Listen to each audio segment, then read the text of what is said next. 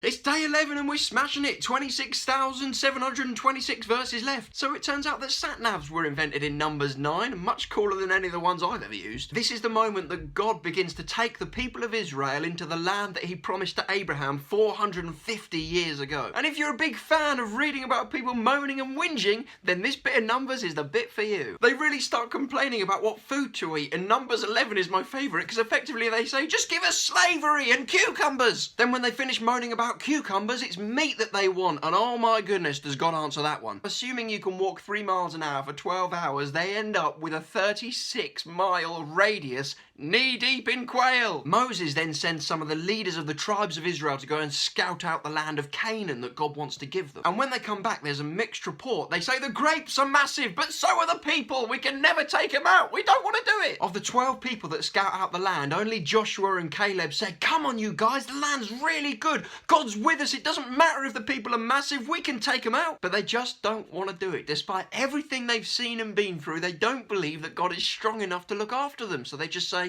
we're not going. And it's a calamity because God says, okay, fine. Everybody that didn't believe in me, you're going to wander around in the desert for 40 years. You're all going to die. And then I'll take your children into the promised land instead. So it's fair to say that Moses is having a pretty bad week. And then some of the priests come up to him and they say, Moses, why do you think you're such a big deal? We're really important as well. Who put you in charge? It turns out God put Moses in charge when the people who are complaining against him end up getting swallowed up in the ground. To put a stop to their moaning once and for all, God takes Aaron's walking stick and makes it bud, blossom and produce almonds. That means they don't whinge again until chapter 20, but when they do, it's about water and Moses hits a rock that he's only supposed to speak to, and because of that, God says he can't go into the promised land. What a nightmare few days for Moses. Tune in tomorrow for the weirdest thing that's ever happened with a donkey.